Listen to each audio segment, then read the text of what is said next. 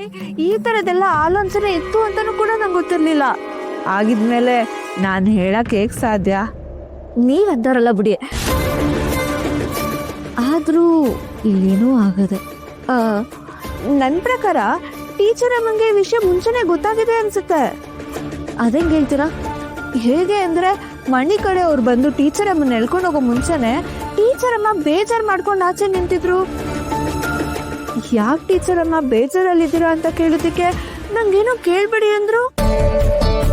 ಸರಿ ಒಳಗೆ ಬನ್ನಿ ಅಂದರೆ ನಾನು ಒಳಗೆ ಬರೋಕ್ಕೆ ಇಷ್ಟ ಇಲ್ಲ, ನನಗೆ ಮದುವೆನೇ ಇಷ್ಟ ಇಲ್ಲ ಅಂದ್ಬಿಟ್ರು.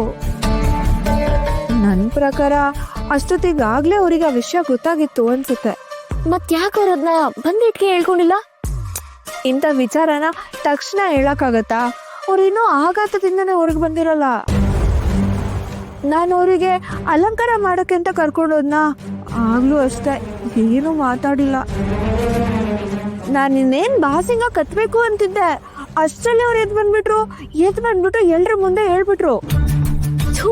ಇದೊಂದಾಗಿಲ್ಲ ಅಂದಿದ್ರೆ ಇವತ್ತು ಟೀಚರ್ ಅಮ್ಮಂಗೂ ಶಶಾಂಕಪ್ಪಂಗೂ ಮದುವೆ ಆಗಿರ್ತಿತ್ತು.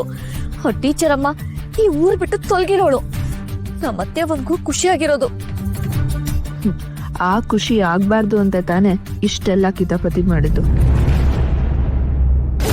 ಇದು ಸುಮ್ಕೆ ಆಗಕ್ಕಿಲ್ಲ. ಇದ್ರನಾಗೆ ಯಾರ್ದೋ ಕೈವಾಡ ಐತೆ.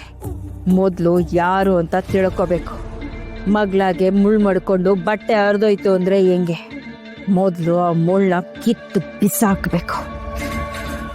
ಬಿಸಾಕ್ತೇನೆ.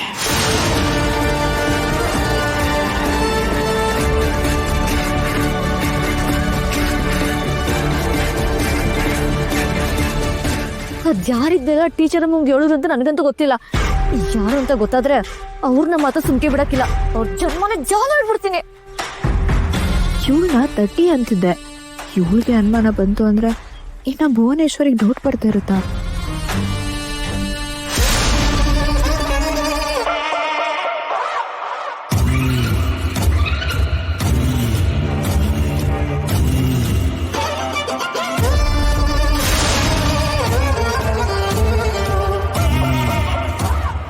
ಇವಳು ಯಾಕೆ ನನ್ನ ಹಿಂಗೆ ನೋಡ್ತಿದ್ದಾಳೆ?